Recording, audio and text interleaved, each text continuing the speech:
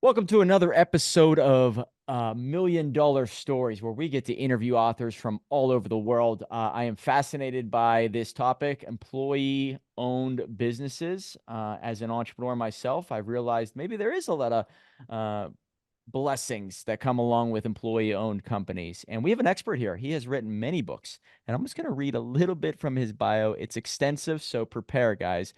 Cary Rosen is executive director and co-founder of the National Center for Employee Ownership. Guys, look it up on Google. It's easy to find. He has a Wikipedia page.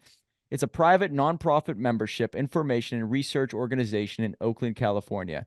The NCEO is widely considered to be the authoritative source on broad-based employee ownership plans. He co-founded the NCEO in 1981 after working 5 years as a professional staff member in the U.S. Senate, where he helped draft legislation on employee ownership plans. Prior to that, he taught political science at Ripon College. He is the author or co-author of over 100 articles and numerous books on employee ownership, and co-author with John Case and Martin Staubus of Equity: Why Employee Ownership is Good for Business. Now, that was done in 2005. The book that we are talking about today, though, is Ownership: Reinventing Companies, Capitalism, and Who Owns What. Cary Rosen, thank you so much for being here, sir. Thank you, Mike. I really appreciate the opportunity. Well, I think that our audience is going to love this because most of them, I would say, listening or watching on YouTube, um, either have a business or are thinking about starting a business. So, why is it uh, smart for us to give employees ownership of the business? What's the genesis behind this book? Sure. Well, there are lots of reasons why a company might want to do this. For companies that are startup companies, this is a great way to help attract and retain people. And of course, that's the key to making any startup success Hmm. is getting the right people on the train. And it is very common amongst particularly knowledge-based startups to share equity widely. And there are lots of different ways to do that. Stock options and restricted stock and phantom stock and the like. For companies that are more established, let's say that you own a business, it's a successful business, and you're at that stage of your life when you're thinking, I think I should start planning on what's next. Maybe it's time for me to sell this company. And you look around and you say, well, I could sell it to private equity, maybe. And most companies don't have a private equity offer, but if I could get one, maybe that would be a good thing. They might offer me a lot of money, or at least seem to offer me a lot of money, but then there are all these contingencies that go with those deals. And what are they going to do to my company? What are they going to do to my employees? I hear a lot of terrible stories about what happens after private equity buys a company and then 3 to 7 years later flips it and some other private equity firm does it, buys the same thing. I spent my whole life building this business. Is that really what I want? Or maybe I could sell it to a competitor, but they might do the same thing. They might move us out of state, shut down some of our operations. And maybe I'd like to stick around for a while in some role, but I'd like to determine what that role is and not have the buyer determine that role.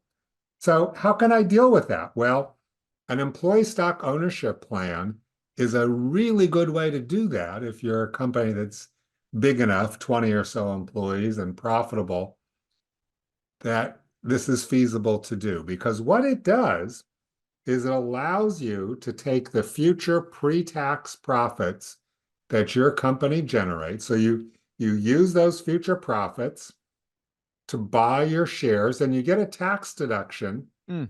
for doing that if you do it through an employee stock ownership plan. And that's the only way that you can do it. And second, you can defer the gains, the taxation on the gains that you've made from selling to this employee ownership plan by reinvesting in stocks and bonds of other US companies. You can't do that any other way. And third, if the company becomes 100% employee owned, it doesn't pay any taxes. Meanwhile, you can stick on in whatever capacity that you like. It's up to you to choose. So it's got a lot of personal and financial advantages for owners of business that are profitable enough and big enough to make that a realistic option. Well, let's go back to 1981. You were a part of the U.S. Senate. You proposed some new ideas to them. What got you involved in that? Did you start a business? Did you realize the benefits of it? And then you wanted to share the information to the many? What happened there? Well, I was a political scientist to start off life. I did that for a couple of years and decided it was a game I'd rather play than watch. And so I was able to get a fellowship to go work on Capitol Hill as a Senate aide and eventually made my way to the Senate Small Business Committee. And one day I was reading the congressional record, as staff people sometimes do, and I saw this testimony about this idea of employee ownership. I didn't know what that was. So I looked at that and I read it and I thought, this is really interesting. Because I always, as I was working on the Hill, I always wanted to find a cause, something that I could work on that would make life better for people. Mm. And here was an idea that seemed to check a lot of boxes. Number one, it created another opportunity for wealth for people that they weren't going to get simply through their income. Number two, these companies, it seemed to me, probably treated their employees better. They sought their ideas more, gave them more of an opportunity to have input into the company because, after all, they were now owners. And third, and this was what really intrigued me besides those two great benefits, is that it turned out that Republicans and Democrats both like this idea. It's great to have an idea that could solve lots of problems if I ruled the world. But I don't rule the world. And in the real world, you've got to find things that are not just effective, but politically possible. And so here's this idea that the Republicans liked and the Democrats liked, the conservatives and the liberals. I mean, even today, fairly recently, you had a bill promoting employee ownership for defense contractors that was co-sponsored by Elizabeth Warren and Tommy Tuberville. You will never see, I dare say, Elizabeth Warren and Tommy Tuberville co-sponsor another piece of legislation together. So it's politically practical and it's economically effective. So that really intrigued me. So I got involved in proposing some legislation to my bosses. Fortunately, there were three of them, and they all passed. But the most important was that I suggested this idea of allowing sellers to a company with an employee stock ownership plan. And that's a particular kind of employee ownership.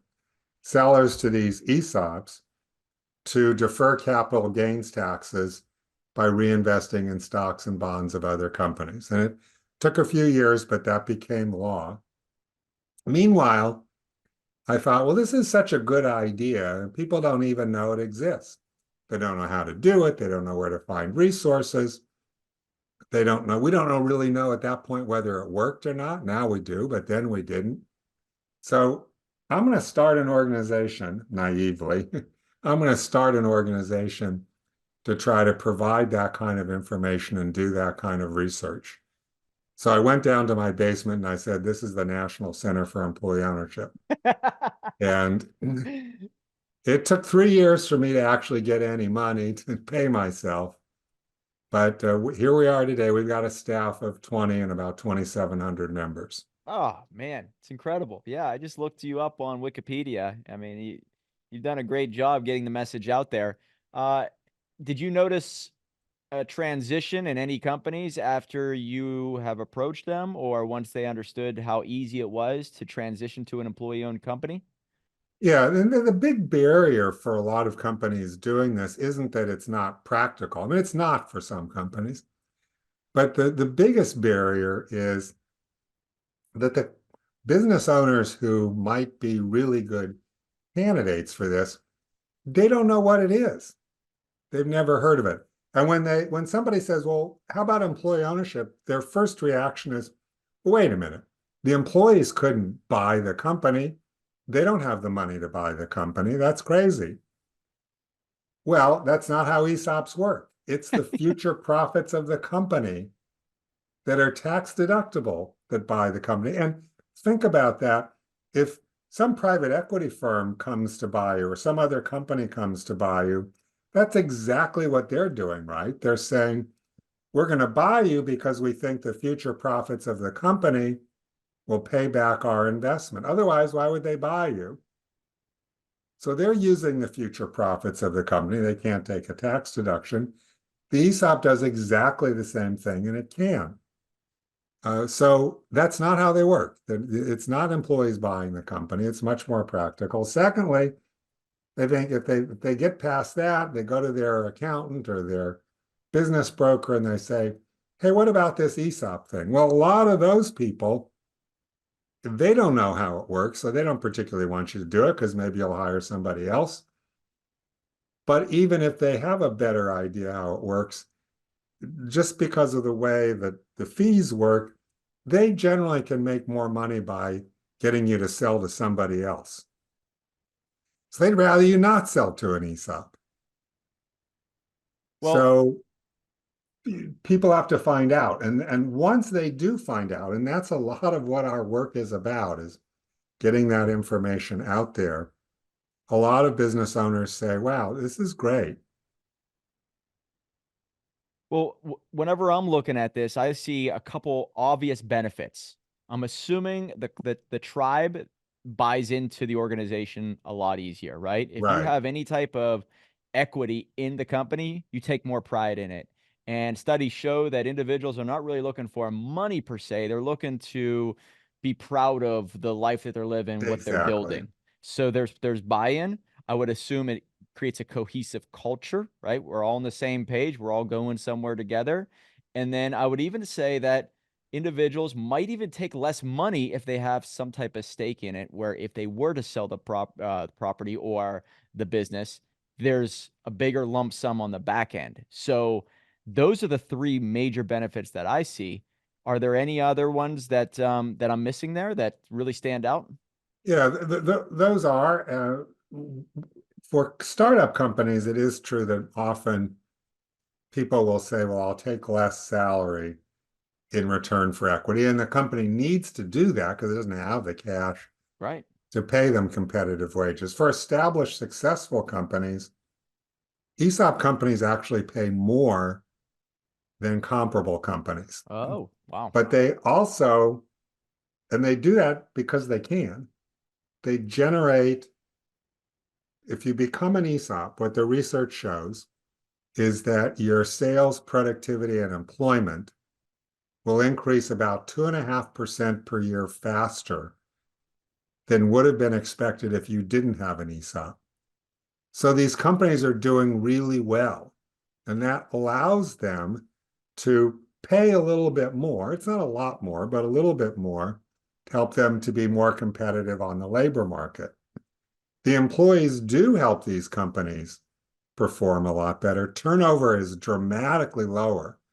We did a study in the food industry during the pandemic when, as your listeners will know, the turnover rates were terrible and retention was a huge problem, getting people to come to work. The turnover rates in ESOP companies were 70% lower than they were in non-ESOP food industry companies. Jeez. And you see this same pattern in industry after industry where voluntary turnover is a great deal lower. And that's a huge deal for businesses being successful. So, yes, you do get more loyal employees, but the thing that you really get that distinguishes these companies is, as you said, Mike, it's not so much the money per se, not that that doesn't matter to Right. people, it does, but the sense that I go to work and I'm treated like a real person. I'm treated like somebody whose ideas are worth listening to. And I have an opportunity to share those. I wrote a book recently called Beyond Engagement, How to Make Your Business an Idea Factory. And it's based on what we've learned from the great employee ownership companies about creating these high engagement cultures. And the first line of the book is, it's simple. The best companies are the ones that generate the most ideas from the most people about the most things. Oh, And everything else is just a question of how do you do it? And you think about that, if you can get people to work harder, that'll have a little bit of impact on your business if you actually do the math. And I've done the math for typical companies. It can improve performance something less than 1%. So, it's a real number, but it's not a huge number. But let's say instead that you're getting companies where employees are like the employees at Hypertherm. It's a 1,300 employee, 100% employee owned manufacturer of plasma cutting tools. And they average 2 to 3 implemented new ideas per employee per year. Oh, they're able to break it down to that metric. Wow. Yeah, yeah. So they're very focused on this. So imagine if your company was getting 2 or 3 good ideas that it implements and make a difference in the company from every employee every year. You would be killing it Oh, it's as great. they are. It's a great way to gauge if you're on the right path or not. Are individuals within your business presenting new ideas that number one make their life better, but number two make the business overall better? Oh my God. Now that I'm talking this out loud with you, I'm even thinking about people within my company that sometimes present ideas, and sometimes I get a little frustrated because I'm like, oh, we tried that before, and then I have to turn them down and not have to hurt their feelings. But years ago, I would have prayed for people to come to me with ideas to make the company better. So it is amazing to see that because they're thinking longer term than just, this week or this month. They're starting to think of, where will I be 5 years from now? Let's fix it now so my life is better tomorrow than it is today. Wow. Great way to gauge it. And you can do this sort of thing in any company, obviously. But and you read people talking about this saying, well, we don't need to actually make employees owners to make that work. We do need people to have a sense of ownership, a psychological sense of ownership. I love that. Mm. I love that so much. I want to take all these people to dinner. And we're going to go to dinner, and it's going to be a really nice place. They can soak up the atmosphere. They can help decide what to eat. They can, smell the wonderful food and see its great presentation. They don't actually get to eat because a sense of dinner probably should be sufficient. And a sense of ownership is about as satisfying as a sense of dinner. Long term, people are going to start to think, wait a minute, I'm helping this company grow for whose benefit? And if you're an owner, you know it's not just for your benefit, it's for Joe and Mary and Sally who you work with. It's that community of people you now belong to. We're all owners here. And that's a lot more motivating to keep coming up with those ideas and feel good about it. Mm, it's great. And so, is there any downside that stands out when people come to you and you give them this advice? Do they have any rebuttals that are very obvious that you're able to overcome? And the reason why I bring that up is I talk to many entrepreneurs that they're building their company to sell it. Right. Does an ESOP have a more difficult time in the transition period if you were to sell it? If you're building a business, it's a relatively new business, let's say fewer than 5 or 10 years old. You're growing the business and your liquidity strategy is to find a buyer. I don't recommend you use an ESOP for employee ownership. I would recommend you use some form of equity grant. It could be a stock option, restricted stock, phantom stock, stock appreciation rights. How you do it depends on how your company's organized and your tax situation. There's a right way to do it for every company, but those companies will find that that's a more practical approach because an ESOP is costly to set up. It's 6 figures to set up one of these plans, and it Mm, has ongoing costs, maybe $30,000 or so per year for most companies. And there's a number of rules you have to comply with. If you can get all these tax benefits, they come with rules. If you do these other kinds of equity plans, no tax benefits, but many fewer rules. So that's a trade-off you have to think about. If you are a mature company where you're thinking about business transition, the tax benefits of ESOPs are so large. I mean, deferral of capital gains, the ability to use pre-tax dollars to redeem stock. Normally, it's after-tax dollars. And then the ability to be a non-taxable company once you've sold.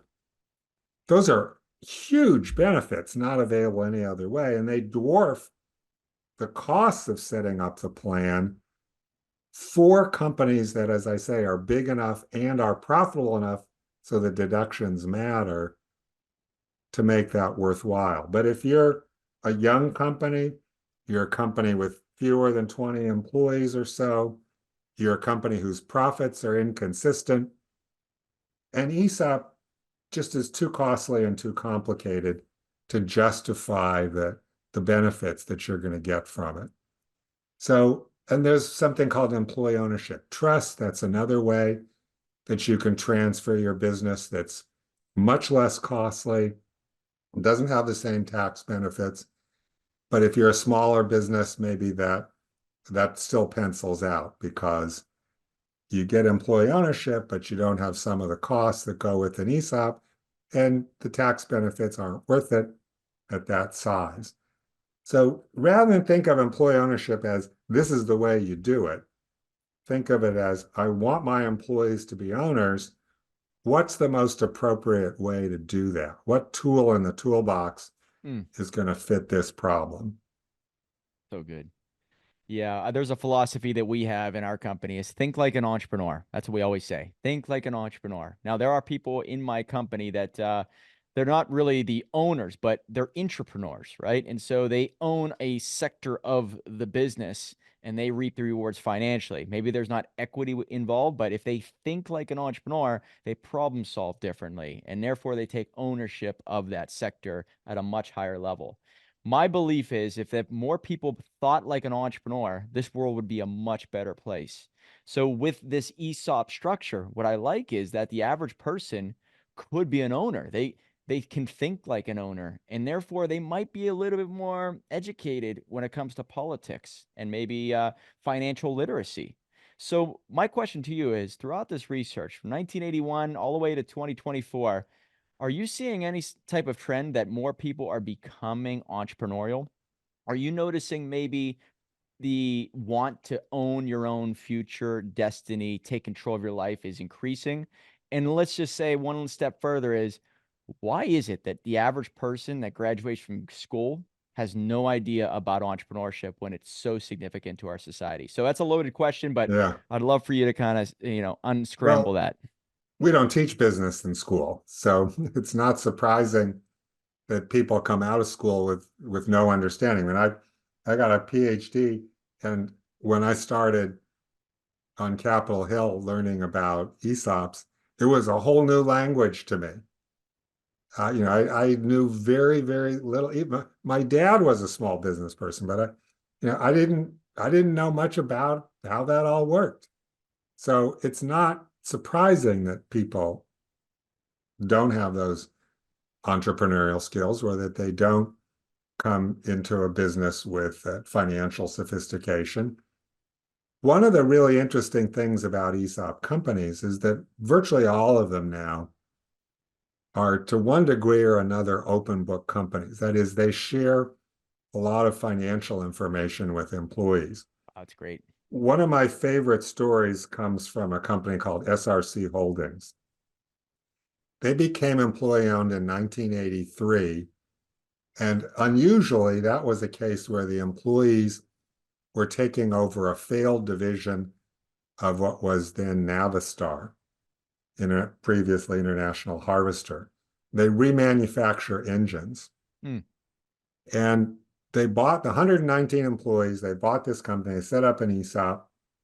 And Jack Stack, who was then the CEO and still is 40 years later, said, we can't afford to lose any money at all. So I'm going to teach every one of these factory workers how to read a financial statement, a balance sheet, And we're going to create metrics at every single level of the company that people are going to track and follow weekly in huddles. We're going to teach people to be business people. Oh, it's great. And he did that. And they created this high involvement management system around it where people not only had the information, but could act on it without Jack's approval.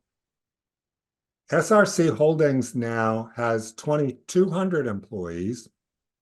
Its 40th anniversary was last year. Its stock price has grown over $1 million. A million percent, I'm sorry, 1,000,000%. And Jack says that's because they taught people to be owners. They taught people to understand how the business works. And they created a whole division called the Great Game of Business, which teaches people how to do this. It's a really, really terrific program. Wow. Great game of business. That's their way of labeling maybe the education within the company. Is that what you're saying? Yes, it's their system of running a company with this open book management. And they even go so far as to have a high involvement strategic planning where every single employee in the company, all 2,200 of them, are involved annually in the strategic planning process.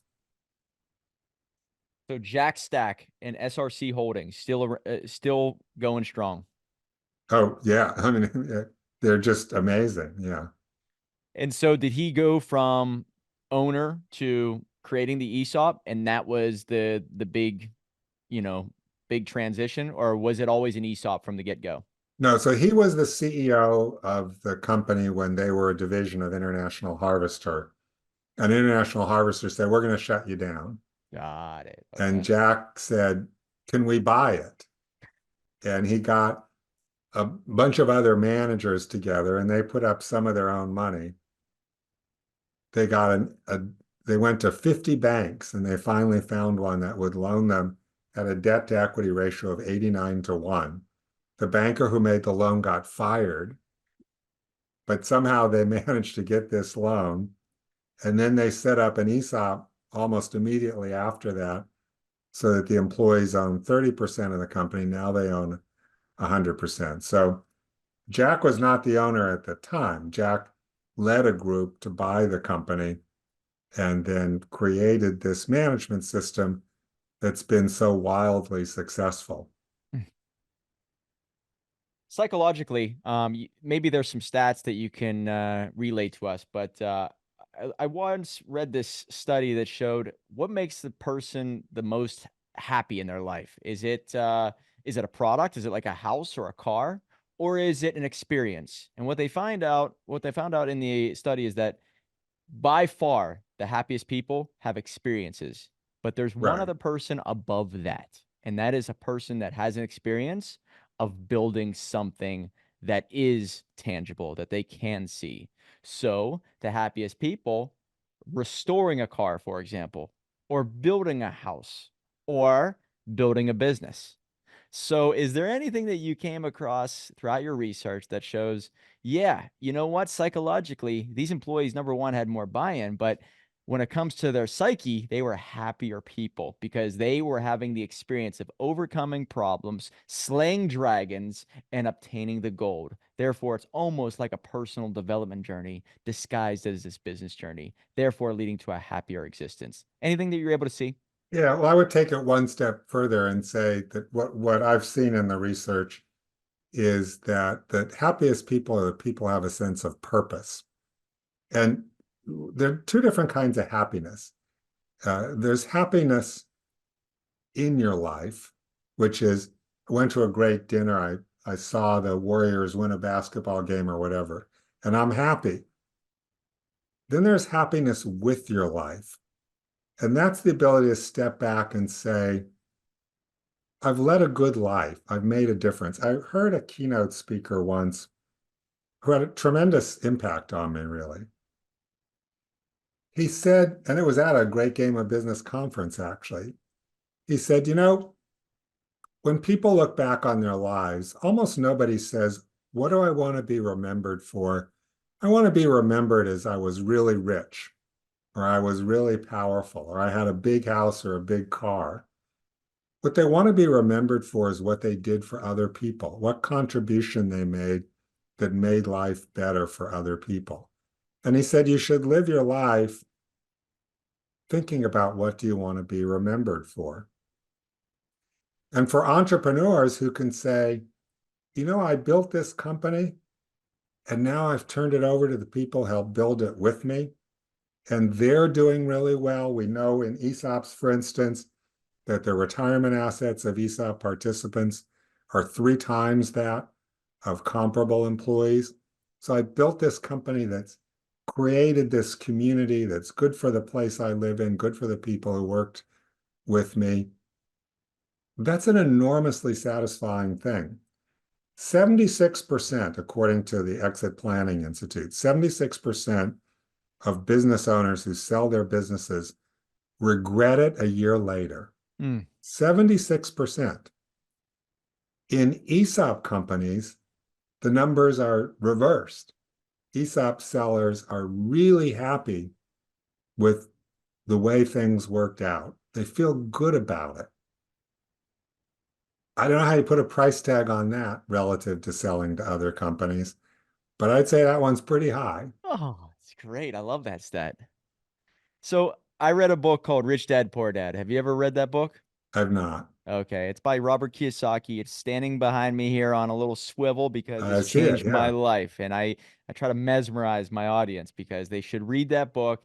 It taught me what an asset is, right? I used to think an asset is something that you own. Well, the definition of an asset in that book is something that pays you. And I believe, and this does tie into one of the aspects of an ESOP, is that it creates a fairer, more stable society. And so if the individuals out there going to school, everywhere around you understood that if they just take their money and then they buy assets first, and then they have their assets pay for their liabilities, such as their trips to Hawaii or their cars or any pleasure that they seek, that will change everything. And with an ESOP, what you're doing is automatically giving these people an asset. So, Right. is there anything else that you can tie in with how it does create a more fair and stable society? Yeah, Mike, I love that question. I gave a speech about this a couple of years ago about how employee ownership can help create social trust. If anybody wants to link to that, let me know. And what I said in that speech was that it's pretty obvious that social trust is eroding in this country. And there are lots of reasons for that, but it's a really decaying what we're all about in this country. And you're seeing that manifested in our politics and our culture. People aren't simply people we disagree with anymore, they're the enemy. Mm-hmm. And how can we restore that? Well, that's a big challenge, and employee ownership is not going to be the sole solution.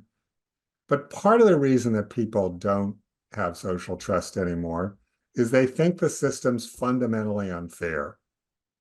That you're right, it's great to develop these assets so you have a more secure financial future to build on. But 50% of the population can't put its hands on $1,000 in an emergency. So where does it come up with the money to buy those assets? Well, what an ESOP does is it says, like you say, Mike, what an ESOP does is it says it's going to be part of your working. It's going to be a benefit of working here that you're going to develop this asset. And as I said, the employees in these companies have 3 times the retirement assets of comparable employees in retirement plans, and 50% of the private sector workforce participates in no retirement plan at all. 50%.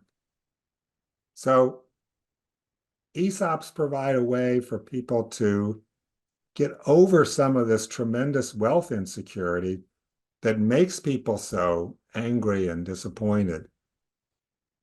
Secondly, as I said, in employee ownership companies, when they do it right, and fortunately most of them now do, and create these high involvement cultures, there's a sense of community. You're working now with people who are often very different from you, different backgrounds, different cultures, different ethnicities, different educations, but you're all owners. And you learn to talk to one another and respect one another. And hopefully, maybe that can carry over into your life more broadly. It's great. I think I think just business building is very spiritual. And what you're talking about there is it's you build now, you create value, which gives you purpose. Once you start to realize that your ideas, your work ethic actually produces more value in something and those around you, it gives you more wind in your sails, right? It gives you a burst of energy, it gives you that purpose that you are always seeking. And I do believe it leads to self-actualization. And I think that if more people thought like owners, this world would absolutely be a better place. But they would also be in the mindset of creating wealth rather than just creating an income. And I think that's crucial. So I love this message that you're sharing with the world. Um, Outside of your own book, this is something we ask every one of our guests. Is there a book that really put you on this path or made you fall in love with capitalism or entrepreneurship or just business in general? Anything that made you who you are today? Well, not about business, no. Um, there are books Philosophy. that, You seem like a very well, good philosophical individual that I could speak with for hours. So, anything? there are books that really affected me. The book, I suppose, that resonated the most with me was a book called Angle of Repose, and it's a famous Pulitzer Prize winning novel by Wallace Stegner, a great American writer. And it's about 19th century, it goes back and forth, 20th and 19th century. It's about this woman who ends up owning a coal mine. And Angle of Repose is when you've got a coal mine and the coal is falling down a hill, it's that point at which it stops falling down the hill. And that's called its angle of repose. And the metaphor in the book is that everybody in their life needs to find that angle of repose in their life, to try to find that point at which you feel comfortable. This is where I belong. That I've thought about that a lot. And in finding the work that I do, to me, that's been my angle of repose because it does speak to what you were saying before that we want to find a sense of purpose. For me, this is the sense of purpose. And I've been doing this now for a very, very long time. I stopped being the director 12 years ago and pretty much became a close to full-time volunteer because I love doing this. Because what could be better than to get up in the morning to work with people I really value and like as individuals, to see change happening in the world where people's lives are being made better and something that's intellectually interesting. That's pretty special. Hmm. Yeah, you're definitely sharing the same message we are. Think like an entrepreneur, but also serve those around you. And sometimes owners can really share their wealth and the ownership of the company with their community, and you're going to get the best out of the people and the people that you serve. Wow. It's great, man. Social media wise, is there any channel that you recommend anybody follow you on? I know that it's easy to find you. I believe on is it what's the website? NSOP? Is that what it is? So No. our website NCEO. is the NCEO.org. best place to look, nceo.org, our initials National Center for Employee Ownership, so www.nceo.org. We also have a website, esopinfo.org. Uh, but you'll find out most about us on our own website. I'm on LinkedIn, so you can also find me there or connect with me there. And those are the best two ways to do that. But I love to talk to people. I love to get emails from people. My email is crosen@nceo.org. So send me an email, give me a phone call. Our number's on the website. My email's on the website, and be more than happy to see if this is something that makes any sense for you. This is great. Guys, if you just pull up Cary Rosen on Amazon, many books, check out a few of them. The one that he mentioned before, I think it was, oh my God, I'm just going to read off of you. This, Understanding ESOPs, Guide to Equity, Compensation, Beyond Engagement. I think that's one of the ones you referenced. There was another one. I'd actually go to our website because um, you get the book, buying it from us, sometimes you'll get a better price. But then the money, if we frankly, if we sell it on Amazon, we get a few bucks. And if we Oh, I sell it know how on our that works. website, we do a Yeah, lot they keep better. most of it. I know But that. Yeah. but if you go to our website, nceo.org, there's a tab that says publications. So that'll get you a list of all of our publication, and they're categorized in a way so that you can see what areas to look for in terms, because there are a lot of books, to see which ones are the ones that will be most of interest to you. Crucial information that you gave in regards to creating an idea factory. And that's the book that you mentioned, Beyond Engagement, How to Make Your Business an Idea Factory. I'm going to pick that one up and check it out because I love what you said. And it does show that you're on the right path. If individuals around you in your company are always thinking about how can we as a collective progress together? And I think that's crucial. So, yeah, And the Corey, book is very nuts and bolts. It's not about aspirations. It's about this company sets up this specific kind of structure, these specific kinds of teams, this specific kind of feedback. So the idea of the book was to give you enough examples to say, oh, I'm going to try what that company's doing. I'm gonna look up SRC Holdings and Jack Stack because he's giving me some ideas too. Fascinating. Corey Rosen, it's been an honor to talk with you, sir. Thank you so much for Thank you, being here. Mike. I really appreciate the opportunity. Guys, check out his website, nceo.org. And remember, $1 million book will lead to $1 million life. Right on.